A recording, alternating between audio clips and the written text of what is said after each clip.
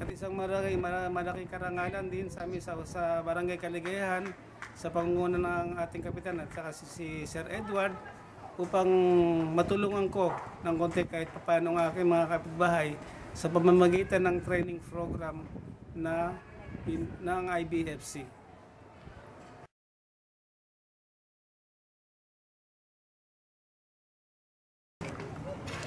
Magandang hapon po. Ako po si Shirley Palmani. Nagpapasalamat po ako sa IBFC program dahil po sa hatid nilang pagtuturo sa hair and makeup. Salamat po ako sa IBFC program, kay Sir Edward, kay Sir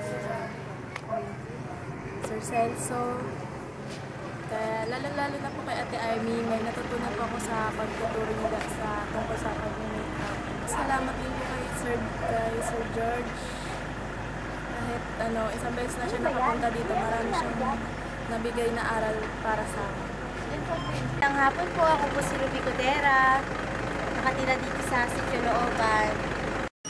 Nagpapasalamat po ako sa IBFC Mobile School, kay Sir Edward, kay Sir Celso, kay Ate Amy, kay Kuya George, kay Kagawad Perla Adea, kay Freddy Rojas. Thank you po.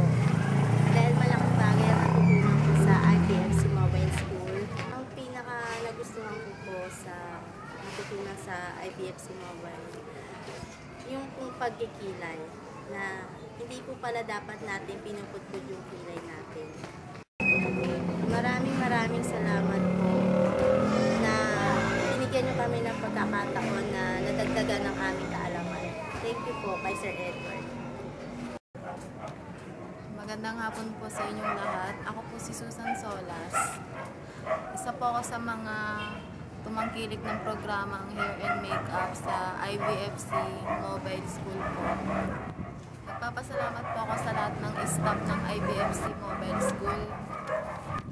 Kila Kagawad Perla Adea, Kapitan Freddy Rojas, Sir Celso, Sir George, lalo na po kay Ma'am Amy kasi po siya po yung nag-demo lahat ng kagaya po nung pag-aayos ng kilay.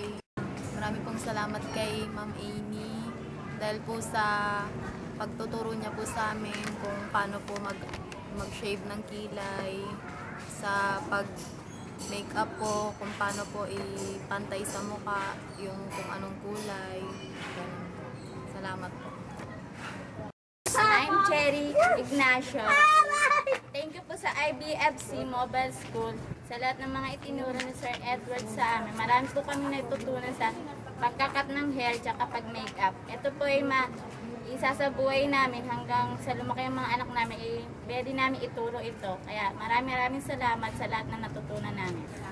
I'm Lorna Ocolcol. Thank you po sa IBFC Mobile Schools. Lalong-lalo na po kay Sir Edward na marami po kaming natutunan.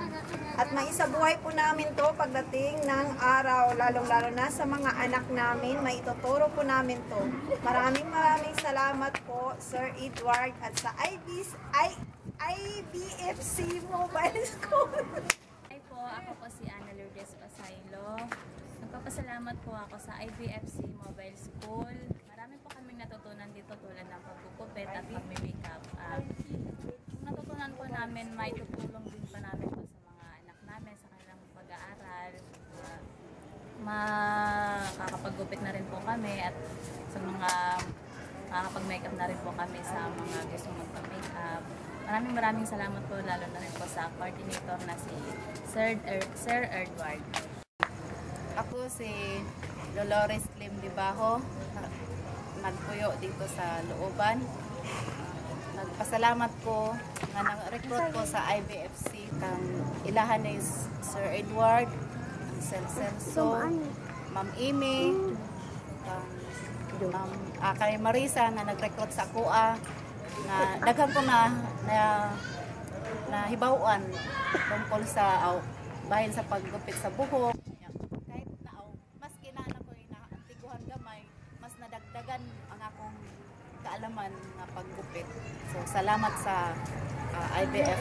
My name is Angel Ann S. Ignacio. Thank you to IBFC Mobile School. Mama Chup Chup.